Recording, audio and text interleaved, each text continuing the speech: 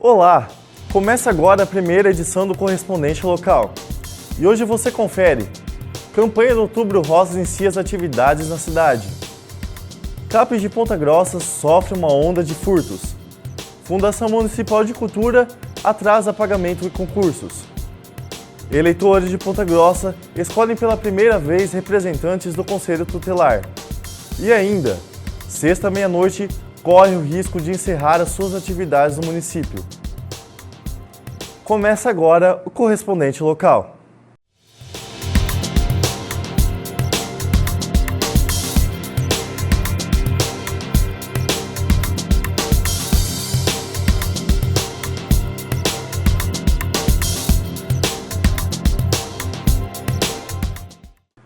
A Secretaria Municipal de Saúde inicia neste mês a campanha do Outubro Rosa. A iniciativa ajuda mulheres a se prevenirem do câncer de mama e colo de útero. Confira agora na reportagem de Felipe de Liberais. O Outubro Rosa é uma campanha mundial que atua em Ponta Grossa desde 2011. A assistente social Tânia Mara Brito fala sobre o objetivo da campanha. Qual que é o objetivo? É fazer com que a mulher, com que até o homem, porque existe câncer de mama masculino, né, se previnam, aprendam a se autoexaminar, criem como se diz, essa coisa de ir ao médico, né? Geralmente a gente vai ao médico quando a gente já está doente. E para tratar um câncer é necessário que a gente vá antes, né? Quanto antes a gente for ao médico, quanto antes a gente fizer um exame e descobrir o problema, mais fácil é o tratamento, né? E mais êxito se tem no tratamento. Tânia comenta ainda que as pacientes podem realizar consultas nas unidades de saúde espalhadas pela cidade. As unidades de saúde são os órgãos que são responsáveis por realizar os exames, tá? Então, todos os exames são realizados nas unidades de saúde, aqui em Ponta Grossa, no Centro da Mulher, nos postos de saúde, e com o diagnóstico são encaminhados para a Santa Casa, porque a Santa Casa é um centro de referência para o atendimento de quem já tem o câncer. Então, ela não faz o diagnóstico, ela trata o diagnóstico. Uma das sedes do Centro de Atenção Psicossocial tem sofrido uma série de furtos. Só neste ano, foram registrados 8 casos pela instituição.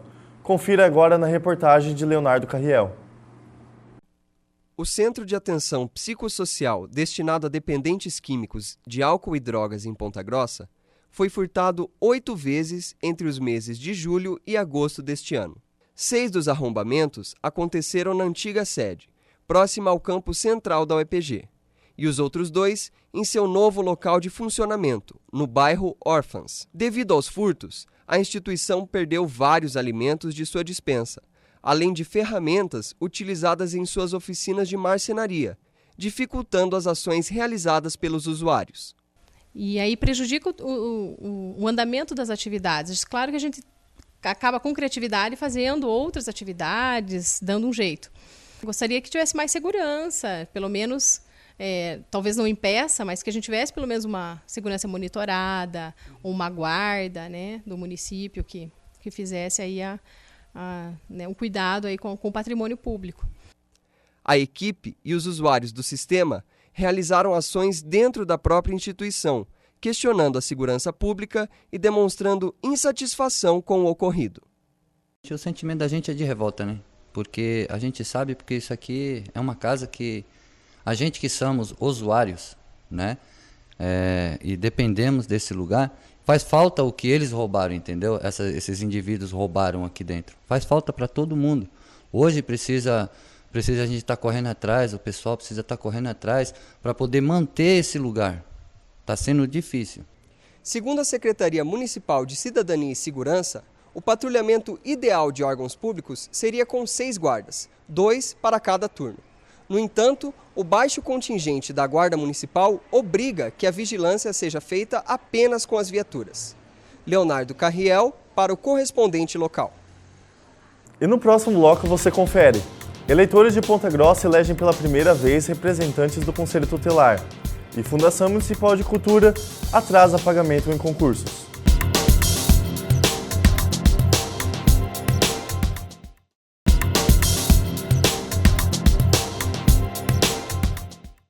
As eleições para os conselhos tutelares acontecem de 4 em 4 anos em todas as cidades do Brasil. Em Ponta Grossa, a votação aconteceu aqui, no campo central da UEPG, onde 15 conselheiros foram eleitos para 3 unidades de conselhos tutelares na cidade. Nós conversamos agora com Francisco Kaffenberger, que é presidente do Conselho Municipal do Direito da Criança e do Adolescente, sobre qual é a função de um conselheiro tutelar. Francisco, você pode falar para a gente resumidamente qual é a função de um conselheiro tutelar? Resumidamente, é o cumprimento da lei. Ela tem o dever de atender sempre que os direitos das crianças forem violados, né, por omissão do Estado, dos pais ou responsáveis ou a conduta dele próprio. Então, o que quer dizer isso? Uma criança que tem seus direitos violados, né, no caso da exploração sexual, de repente não tem uma vaga numa creche, num atendimento hospitalar ou em qualquer forma que ela tenha os seus direitos violados, ela funciona na situação do conselheiro, na situação protetiva da criança e do adolescente. Ela não trabalha com o adolescente infrator. São órgãos autônomos, porém não podem ser extintos. E a partir de quando que os conselheiros vão assumir o cargo deles? Tá. Agora, né, sendo classificado os 15º, né, são os 15 conselheiros, porque nós temos 3 unidades em Ponta Grossa. De cada 100 mil habitantes é considerado ter um conselho tutelar. Dessas unidades são 5 conselheiros. Nós temos 3 unidades, Conselho Leste, Oeste e o Norte, nós temos 15 titulares e 15 suplentes. Eles vão passar agora por uma capacitação, depois eles vão ter ainda mais um acompanhamento junto aos conselheiros, né? E no dia 10 é a investidura dele. 10 de janeiro de 2016, eles realmente tomam posse. Ok, Francisco, obrigado pelas informações. Leonardo Carriel para a TV Local. A Fundação Municipal de Cultura está em atraso com o pagamento de concursos. Vencedores e jurados têm dificuldade de receber o dinheiro. A Fundação Municipal de Cultura de Ponta Grossa está devendo o pagamento de premiações de seus concursos culturais. Um e-mail foi enviado aos vencedores avisando de que, por conta de processos burocráticos, não havia previsão do pagamento ser realizado. Além disso, a Fundação já utilizou o material dos vencedores em seus eventos. Então, o que aconteceu foi, eu participei do concurso Poentes da Minha Terra, né, que era da Fundação Cultural em parceria com a Flicampus, né, que seria para daí usar nossas fotos na Flicampus e em qualquer outra exposição que a Fundação chegasse a fazer depois. No regulamento do concurso estava que assim que saísse o resultado, eles iam pagar a premiação para os ganhadores, né, seriam os 3 primeiros lugares com júri técnico e daí júri popular, que era o esquema de curtidas no Facebook, seriam 8 pessoas. Mesmo com as pendências referentes aos pagamentos, a Fundação abriu um novo edital de concursos para o ano atual. Bem, então, ano passado eu tenho 2 prêmios para receber. Um como classificado do Prêmio Literário de Crônicas e um de jurado do Prêmio de Poesia.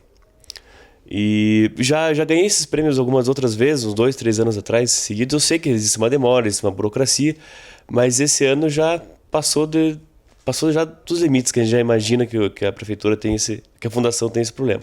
Eu já havia vencido no edital de 2013 na categoria de contos o concurso e o pagamento também foi demorado, também teve um atraso por parte da fundação, mas ele saiu e os vencedores foram pagos antes da abertura do edital de 2014, o que não aconteceu esse ano. Então isso mostra que o problema de organização já existia e ele piorou, né, nesse ano. Não conseguiram acertar as coisas, né, para renovar esse concurso. Procurada pela nossa equipe, a Fundação Municipal de Cultura disse que não vai se pronunciar sobre o assunto. E no próximo bloco você vai conferir. Sexta meia-noite corre o risco de encerrar as suas atividades na cidade.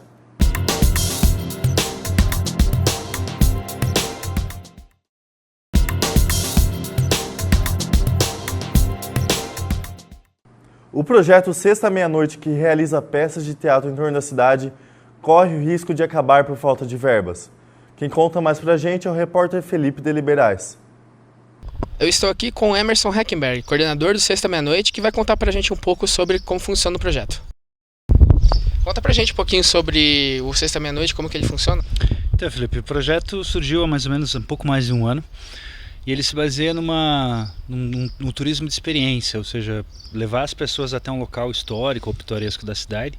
Isso foi inspirado em experiências que acontecem fora do país, que é muito comum, mas que aqui no Brasil existe pouco e especificamente aqui no Paraná praticamente não existe, né? Então é uma iniciativa inédita, que é, ao invés de só levar as pessoas para conhecer e fotografar um espaço, sei lá, como um cemitério, por exemplo, a gente coloca esse espectador, né? Coloca ele como espectador numa ação cênica, então com uma instalação, aproveitando para contar as histórias, as lendas urbanas, os causos locais. Então conta pra gente um pouquinho sobre essa campanha de financiamento coletivo, que é o Catarse, que vocês estão fazendo. A gente optou agora por dar uma valorizada no projeto, porque como eu disse, a gente já faz ele há um tempo e ele também precisa dar ter um upgrade assim, nas coisas que a gente faz. Então, na verdade, a gente fez um orçamento bastante enxuto, ele não prevê sequer pagamento de cachê, nada disso, ele é só para locação do ônibus mesmo, material de produção e um material de divulgação mais efetivo. É o que o próprio site do Catarse diz, assim, é tudo ou nada. Ou você arrecada o valor inteiro e realiza o projeto, ou senão, infelizmente, a gente vai acabar migrando para algum outro lugar e vai, né, infelizmente, deixar aqui Ponta Grossa.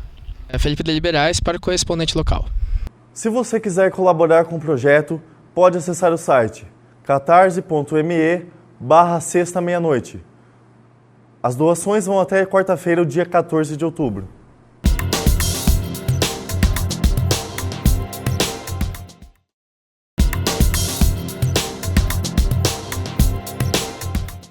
Veja agora nosso bloco AD, que vai falar sobre o perigo do uso dos celulares no trânsito. O celular, que antes era usado apenas para ligações, hoje é uma ferramenta multiuso. E parece que a febre está longe de ser passageira. No Brasil, existem cerca de 154 milhões de smartphones. No entanto, utilizar esses dispositivos no trânsito pode ser perigoso. Segundo o DPVAT, mais de 1 milhão de acidentes são registrados por ano devido ao uso do celular. A nossa equipe foi às ruas para ver como os motoristas estão se comportando. Tecnologia, celulares, para escutar música ou algo assim, você usa ou não?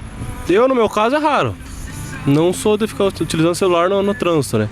Tanto é que pode dar multa aí com os guardas aí ficando na esquina. Não, porque não pode, né? E depois a gente atrapalha, você pode bater em alguma coisa, né? Não costumo, não.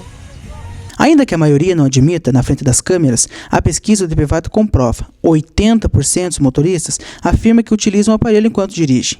Este uso inadequado pode gerar consequências para o condutor infrator. É impossível mensurar em relação à dificuldade do condutor admitir que estava utilizando do telefone celular na hora da colisão. Nós temos dados referentes a autos de infrações lavrados em relação à utilização do telefone celular. As estatísticas que eu fiz o levantamento de janeiro de 2015 até agosto de 2015 foram de 1.081 autos lavrados pelos agentes de trânsito da autarquia. Sim, o agente, a visualizar a infração de trânsito, ele faz um silvo com um apito, para alertar o condutor que ele está utilizando o telefone celular. O uso do celular no trânsito pelos condutores é considerado infração média. Os motoristas podem levar 4 pontos na carteira de habilitação. A gente passa também vídeos educativos falando a respeito e também mostrando aí as consequências, né? Tá na mídia hoje também, parte do Denatran ali, uma propaganda sobre o uso do celular com mensagem de texto também, né? Que é extremamente perigoso, tira totalmente a atenção do motorista, né? E a gente tenta passar para os alunos, conscientizar que é perigoso mesmo e, além da infração, né, pode gerar aí um acidente um pouco mais grave aí, né? Mas se engana que o celular é perigoso somente para quem dirige. O uso do celular durante travessias também é uma das causas de atropelamentos de pedestres.